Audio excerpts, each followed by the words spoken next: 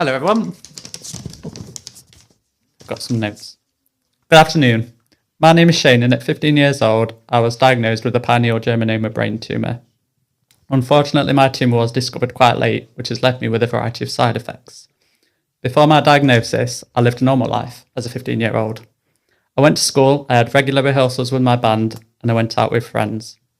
As my health started to deteriorate, I started to miss out on things I enjoyed too much. This had a big impact on my mental health. I had a wide range of symptoms at the time of my diagnosis.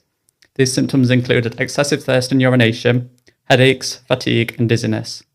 This was due to the location of my tumour and the pressure it put on my pituitary gland. These symptoms lasted about a year before my diagnosis, but they weren't taken seriously. It wasn't until we went to our local accident emergency when we received the diagnosis. It was the day after my mum's birthday when I was diagnosed, and it's a day I'll never forget. When we got to the emergency department, we gave the receptionist my list of symptoms and asked us to take seats.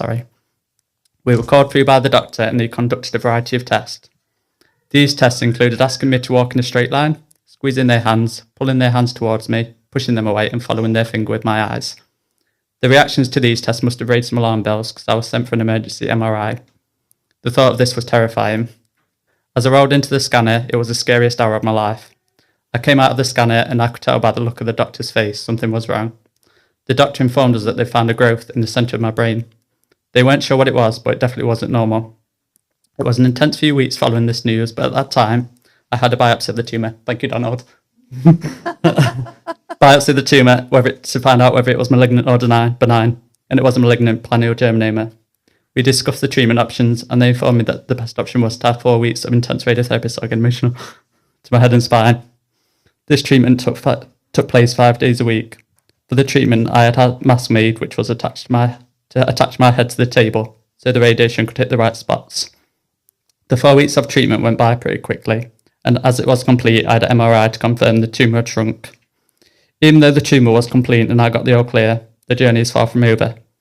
Due to the location of the tumour, I have a variety of long-term side effects. My hormones no longer work naturally as the pituitary gland has shrunk alongside the tumour. This means I'll have to take medication to replace my natural hormones. As the pituitary gland is the essential core of the brain, it has so many functions. Having hormone deficiencies can be a huge challenge due to the impact it has on your body and life. Life has been pretty good though, living with these conditions, and I am very optimistic that the future will be bright. I'm working full-time at the minute, which is exhausting but worthwhile. I'm getting married next year as well, which is something I never thought would be possible. Thank you very much. Taryn. Thank you.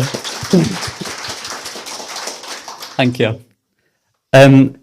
So I'm very grateful. I've achieved some incredible things as well. I pushed myself by jumping out of a plane twice. Loved it that much. And that was for charity, so worthwhile. A message to anyone going through anything similar: you'll get through this and achieve incredible things. Thank you.